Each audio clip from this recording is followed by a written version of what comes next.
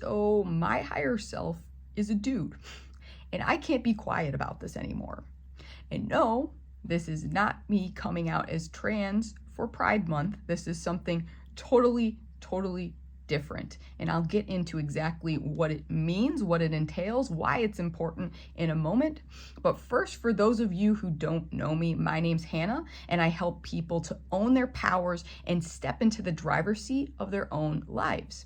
And today, I'm going to be doing that by helping you to understand, hopefully, your higher self better and the role that it plays in your life. But first, I would like to address the title of this video and get into some pedantic semantics, if you will, because the topic of gender is quite a hefty topic in the collective right now. And I want to make sure everything is quite clear before I even address this. There's been a lot of controversy when I've tried to speak on masculine versus feminine energy, let's say, in the past. So I just want to be clear on what I mean by gender here. So first off, the title is kind of a lie because your higher self doesn't exactly have a gender.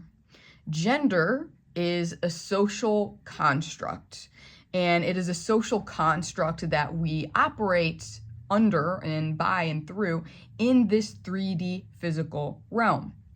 Our higher self operates on the higher dimensions. They don't exist in this 3D physical realm, and therefore they don't actually have a gender. Your higher self, really, when you get down to their core, they're just an energy. Energy doesn't have a gender. However, energy can be masculine or feminine, or even have a mixture of both. It can have kind of a feel of both. And again, I just want to be clear that regardless of whether or not your higher self has a specific energy frequency, whether they're more feminine or masculine, this doesn't necessarily correlate to your sex or your gender here in the 3D reality. And that's exactly what we're about to be talking about. So as I said at the beginning of the video, my higher self I see of as kind of a dude. They don't really have a gender, of course, and therefore I refer to them usually with they, them pronouns. That being said, the energy I get from them is overwhelmingly masculine and always has been. It's very masculine energy that my higher self has. And this isn't something I've ever really talked about in the public, I think, because honestly, it's been quite confusing for me. I don't really understand why, or at least I didn't up until this point. And it was kind of weird for me because I am definitely a cis female. I identify as a woman, as a female. I even identify more, I would say at this point, with the feminine energy as a divine feminine rather than a divine masculine. And so it still just baffles me that despite all of that, my higher self is this masculine presence, this hyper masculine energy. Now, when I was younger, and I think I have talked about this in videos before, I was super masculine. I mean, even until just recent years, I was way more into my masculine, and that was way more comfortable for me. Maybe this higher self thing is a part of the reason why. But that being said, I now feel more comfortable in my feminine energy and feminine female identity. And I also feel comfortable with the identity of my higher self being a dude. So what exactly sparked me to talk about this at long last? It's been something that's bubbling for a while, but I didn't feel comfortable talking about it. So it really just comes down to two other YouTubers and kind of experiences I had with their videos, their content. So the first YouTuber is Tim Hea, who also talks about dragons. So if you don't follow him, you don't know who he is, I'd check him out if you love dragons and dragon content. He's super cool. So he did a video a while back now. It must have been like a year, even 2 years ago or something. And it was either him or someone in the comments. It was a guy that said that they have like a female or like divine feminine, like higher self that is a dragon. And that just like was so mind-blowing to me, because this is the first time I was aware of someone else having the same experience as me. And so like I commented and like had a little dialogue with him about how I have the experience of being this like divine feminine, this cis female person, and yet my higher self dragon is very masculine. And that was the first time I was aware that someone else was having the same experience. Now, flash forward to just a couple weeks ago, this other YouTuber that I follow from time to time, Alexander Quinn, who is a channeler, he was talking about how he's been working with clients that like are male, and yet they have these like feminine, female, divine feminine, higher selves, and are anchoring divine feminine light codes onto the planet. Whereas the female clients are like anchoring the divine masculine codes onto the planet. And he brought this up, and I, again, really hadn't heard of people bringing this up until that point. And then finally, after hearing that, I was like, okay, I got to talk about this.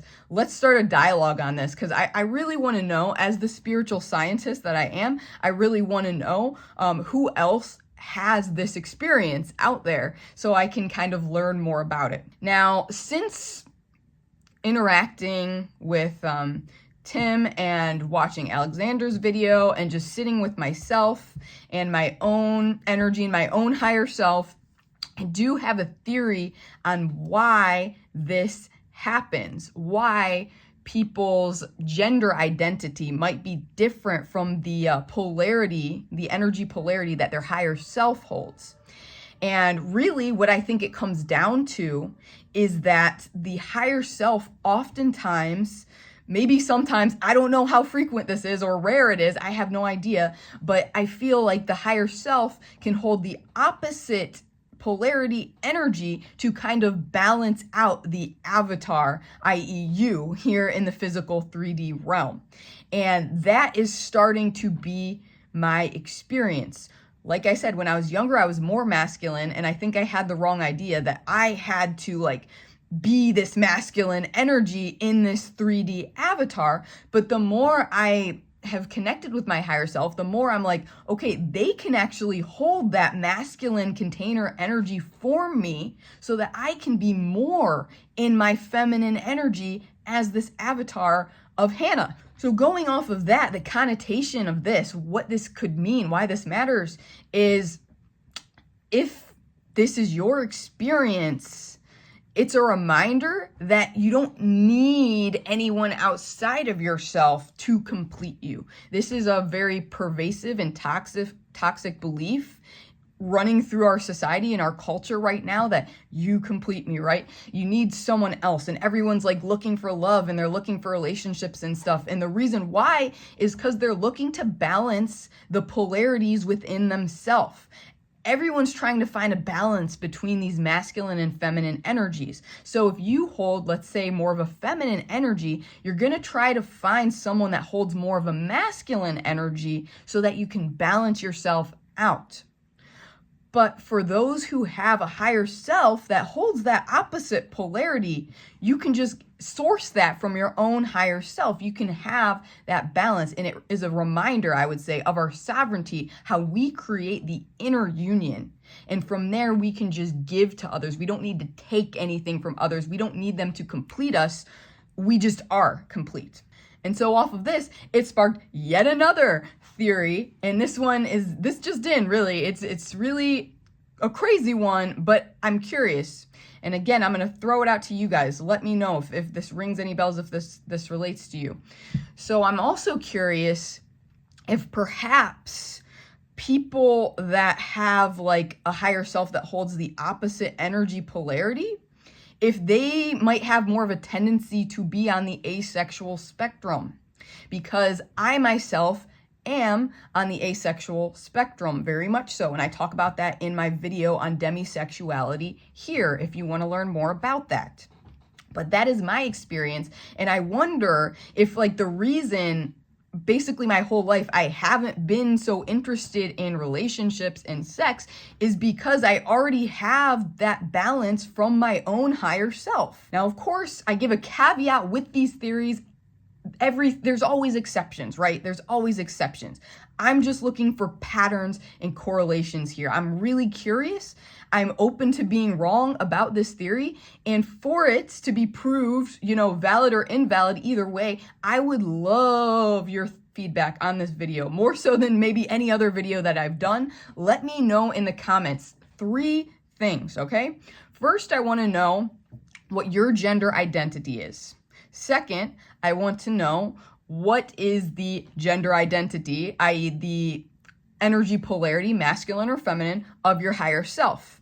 And then finally, 3, I want to know if those are opposite, or I guess even if they're the same. Either way, let me know, do you identify as being somewhere on the asexual spectrum? And know that it is very much a spectrum. So yeah, I thought that the timing actually is perfect with it being Pride Month.